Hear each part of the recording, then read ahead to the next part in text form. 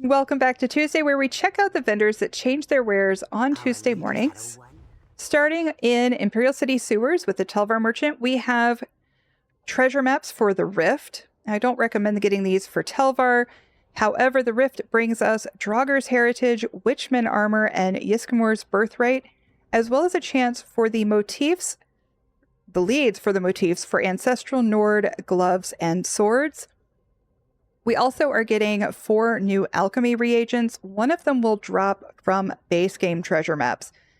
Still not worth the Telvar, but hold on to these until update 51 drops. Our leads, we have Promise of the Circle's Leather. This is one of 5 pieces of Stormweaver's Cavort. This one drops from the Galen Daily Reward coffers. Now they're supposed to increase the drop rate for these coming up, but if you're like me and trying to get codex, meaning 3 copies of even the mythics, and you don't need them, you can make them at a transmute station. But some of us still want to complete the codex. But the 2nd and 3rd copies are still really, really slow to drop. They say that they're going to update that. I'm not sure when. But if you've been struggling to get this one, it is here for 25,000 Telvar. You don't have to keep doing the Galen dailies if you don't want to. All right, Tonal Resonation Chamber is our 2nd lead. This is part of Rorken Steam Guards. This one drops out of the Hrothgar Public Dungeon Rekindleft. I don't think this one's terribly difficult to get, but if you're struggling, it's also here for 25,000 Telvar. Our jewelry this week, we have Snake in the Stars Amulet and Ring, as well as Wizard's Riposte Necklace and Ring. Our scripts, we have Bound Affix Script Brutality and Sorcery, adds Brutality and Sorcery, buffs increasing weapon and spell damage. Bound Focus Script Immobilize adds a mobilization effect. And Bound Signature Script Thief's Swiftness adds improvement to your mobility. And finally, we have the Regeneration Lilac Purple skill style.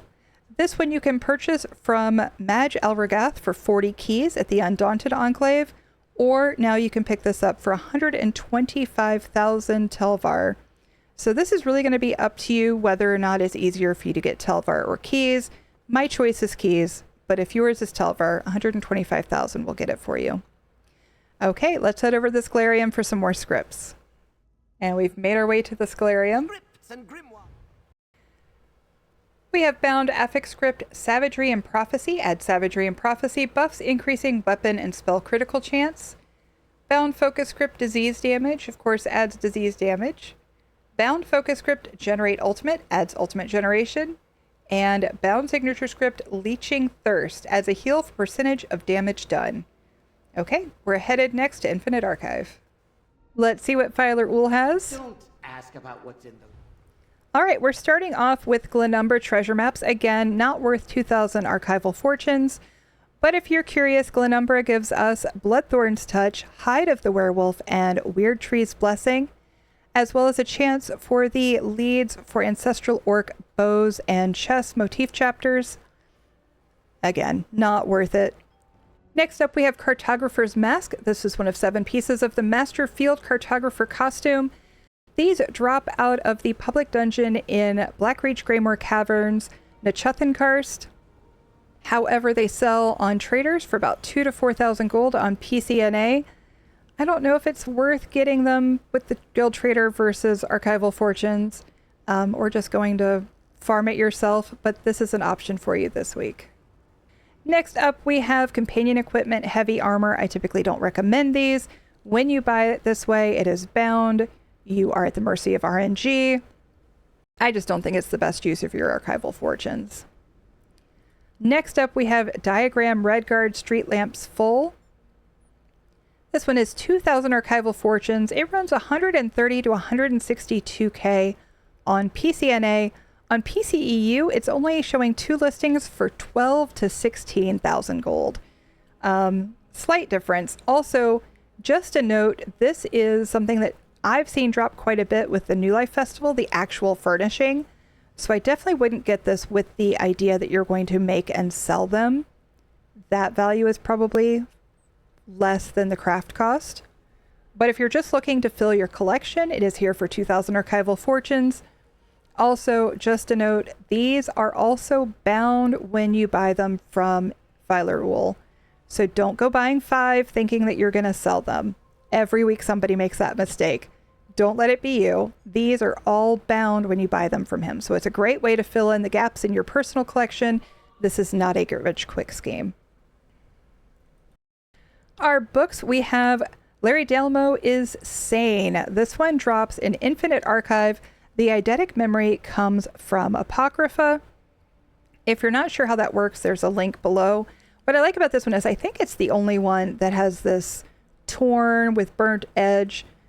So in housing projects, this one can be super helpful. Our leads this week, we have Morpholith Shank. This is one of 5 pieces of Marken Ring of Majesty.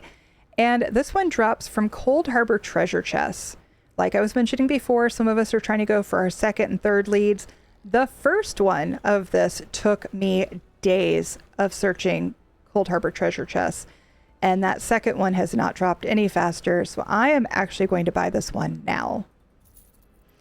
All right, next up we have Wave Embellished Comb. This is part of the Music Box Hermit Crab Dance. And this one drops from the Solstice World Boss Tide Wash Strand. I don't think this one is too terribly difficult to get, but if you're after it, it's here for 5,000 archival fortunes. Our second book is On Joining the Keepers of the Dead. This one also drops in Infinite Archive, but the eidetic memory for this one is in Telvanni Peninsula. Our second plan is Deadlands Carpet Large. This one runs 26,000 to 250,000 on PCNA. There are no listings currently on PCEU, according to TamrielTradeCenter.com. So this, I think, is a worthy purchase. Again, if you're missing it from your own collection, this is not one to get to sell. This one is the one I am most excited about. These dwarven patterns are super expensive. There are no listings on PCNA. On PCEU, they are running 1.5 to 2 million gold each. Yeah, I would definitely grab this one if you need it for your collection. All right, next up we have our scripts. We have Bound Affix Script Expedition. Adds Expedition a buff increasing movement speed. Bound Affix Script Mangle adds Mangle, a debuff reducing max health. Bound Focus Script Multi-Target adds a multi-target hit. And Bound Signature Script Gladiator's Tenacity adds damage reduction. Our style page this week is Grothdar Mask. This one is pretty fugly, but I'm always a proponent of getting the masks. The drop rate is horrible. It's 15,000 archival fortunes. I do think that hour for hour invested in farming the mask, it might just be worth it to spend the archival fortunes. But that is your call. If you're trying to collect all the masks, I do think this one is a decent option. Next up, we have Twin Slashes Lilac Purple. Like the one that we saw in the sewers, this one comes from Madge Elragath in the Undaunted Enclave, although this one only cost 20 keys compared to the 10,000 archival fortunes. So again, you get to make the decision of whether you run more pledges or run more Infinite Archive. Which one is the better value to you? Those are your two options, at least for this week. And finally, we have Unreliable Archive Map. Consume 20 Unreliable Archive Maps to unlock the Peer into the Mirror Maze achievement and the Shattered Mirror Maze face marks. Here are the Shattered Mirror Maze face marks. These fragments are a guaranteed drop after so long of doing the dailies in Infinite Archive. There's a curated list. You get one every time you run it. More potentially drop throughout Infinite Archive. I do think the best option is to just run Infinite Archive once or twice a week, maybe.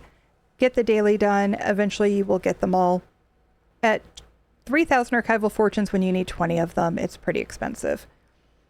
All right. Every week, different gear also drops from Infinite Archive, so let's go figure out what those are this week. I've gotten a couple comments on my video for this that if you just mash all the buttons and run across, you're fine. And I knew that was true for single player, but they're saying it's true for duos as well. So we're testing that. I'm going to mash all the buttons as fast as I can and run. I think it's going to close up too fast. We'll see.